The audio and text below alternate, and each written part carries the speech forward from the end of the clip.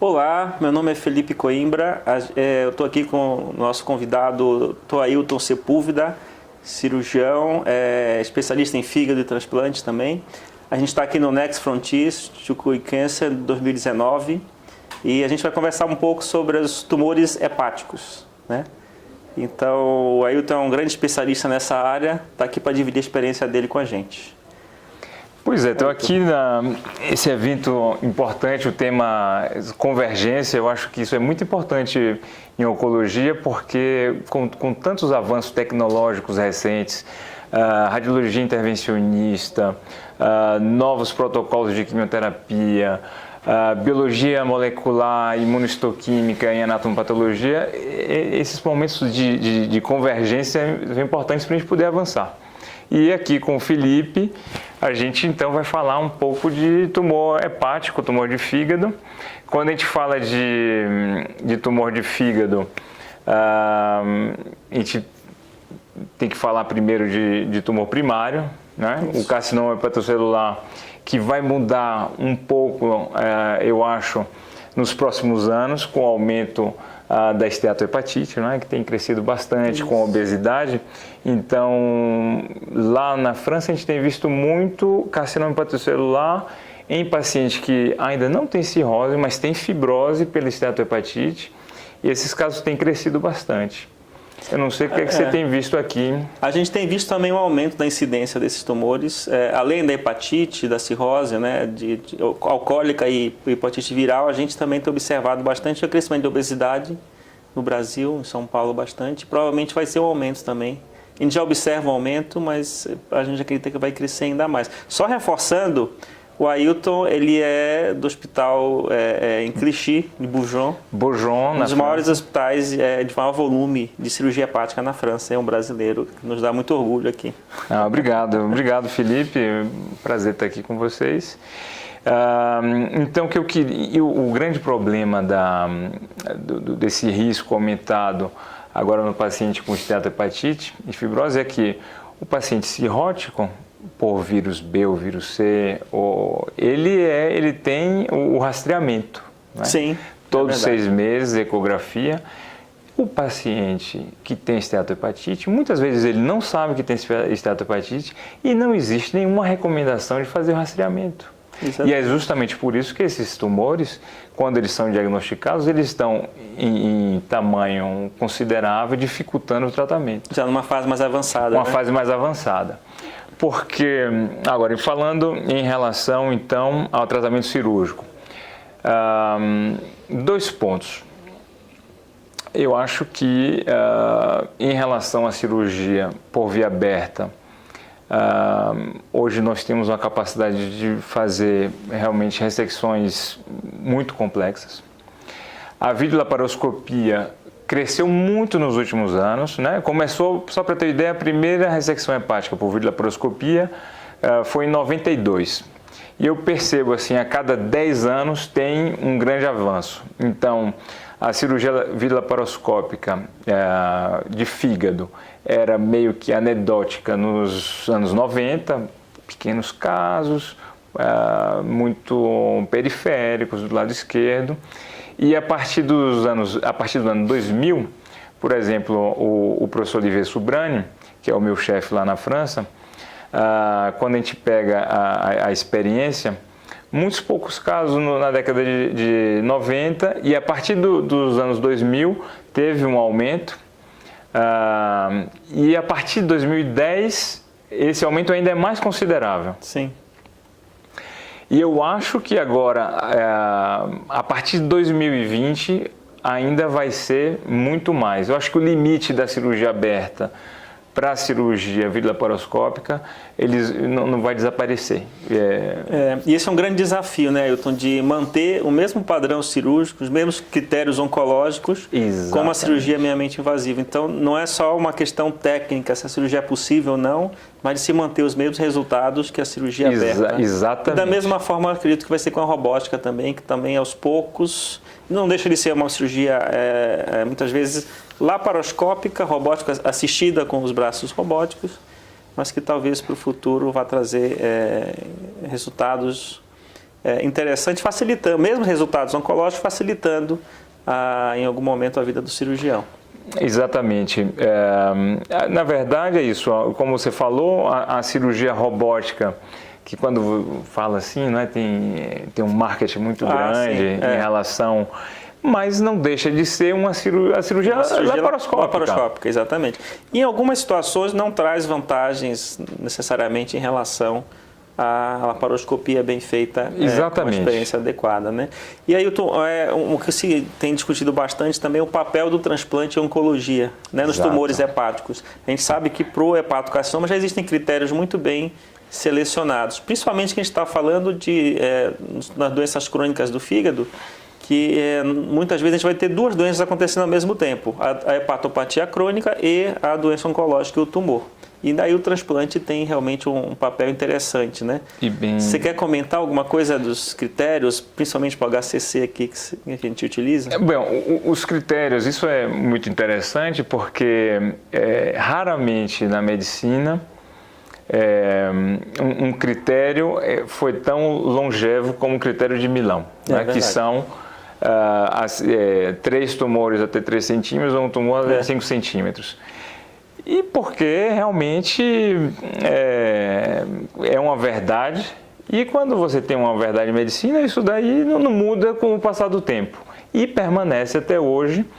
Lógico que você tem o critério de São Francisco, que é um pouco alargado, mas você sabe que você tem um risco maior. Eu acho que ainda vai mudar. Eu acho que nós poderemos, em um momento,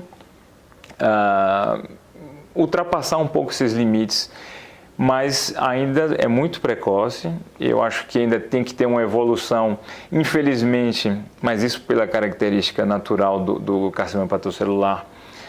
Nós não avançamos muito em relação à caracterização biomolecular, como por exemplo, para outros tumores, como o GIST, como a metástase coloretal. Exatamente, que tem um grande avanço nesse sentido. No carcinoma hepatocelular, infelizmente, nós ainda não estamos nesse ponto.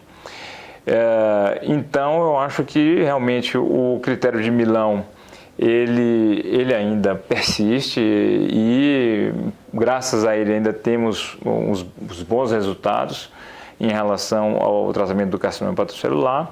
Mas uma coisa que você estava falando que é muito interessante são as indicações de outros tumores que tem se discutido bastante. Principalmente eu acho que em situações em que há um melhor controle sistêmico da doença. Exatamente. E que a doença está restrita no fígado. Exatamente. Então, por mais que sejam às vezes múltiplas lesões, mas se forem restritas e com a doença como um todo controlada, aí resta saber se há benefício para o paciente de retirar o fígado todo e trocar. Exatamente.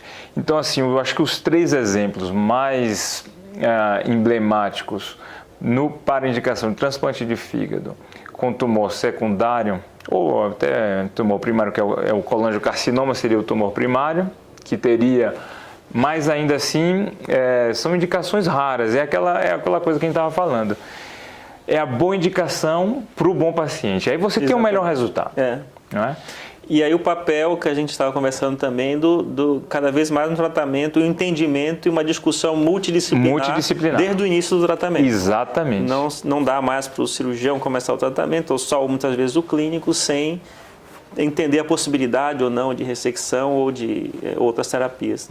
Né? Então, aproveitando o que você falou, para reforçar aqui a importância do Tumor Board, de fazer uma discussão colegial, multidisciplinar, para cada paciente. Isso. Que é uma prática em grandes centros, exatamente. Que na França, nós não, praticamente você não tem o direito de fazer um tratamento oncológico sem ter uma discussão, e a discussão ela fica oficializada. Isso. A nossa experiência também na Camargo é a mesma. Já há muitos anos. É obrigatório uma reunião com, no mínimo, um cirurgião, um oncologista clínico, radioterapeuta, radiologista, patologista. Exatamente. E as decisões ficam todas registradas em prontuário, inclusive, e são repassadas para o paciente. Isso é muito importante, do ponto de vista ético, mesmo legal. Então, é importante você ter isso multidisciplinar, escrito no prontuário. Voltando aqui para os exemplos de tumores com indicação de transplante, tem se discutido bastante recentemente com os avanços com a quimioterapia, o controle, como você disse, da doença metastática, o transplante de fígado para metástases coloretal. Isso. Os noruegueses avançaram bastante nisso, levaram a experiência para o mundo, e hoje na França nós temos um protocolo prospectivo, multicêntrico, que é o Transmet, e nós temos, como eu falei, você tem que realmente selecionar muito bem seu paciente. Então nós temos 3 pacientes nesse protocolo. Já teve 3. Já temos 3, com pacientes que são irressecáveis, que têm uma doença controlada, até 2 linhas de quimioterapia, ou seja... E a doença controlada por quanto tempo? A doença é controlada por pelo menos 1 ano. Ah, tá. 1 ano. E é lógico, uma ressecção do primitivo com bom prognóstico, ou seja, lógico, uma ressecção R0 e KRAS wild type. Tá. E não, isso é um possível avanço cirúrgico, né, para esses pacientes, uma vez que as ressecções de metástases hepáticas têm intenção curativa, principalmente se a doença for exclusivamente hepática, com chance de sobrevida em longo prazo significativa.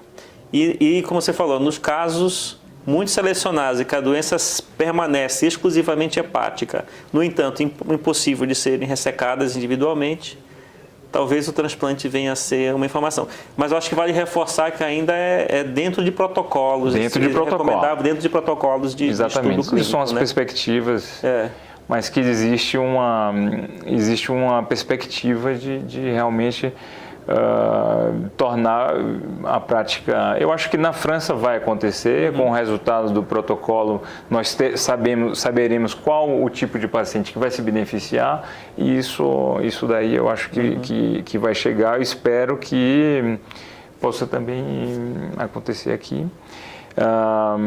E o terceiro exemplo que eu queria falar é o de tumor neuroendócrino, né? Metástase de neuroendócrino.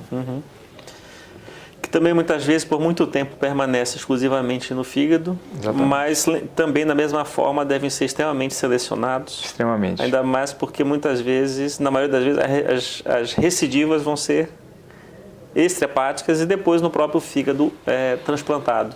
Exatamente. Então a seleção aí é a chave, né? Isso.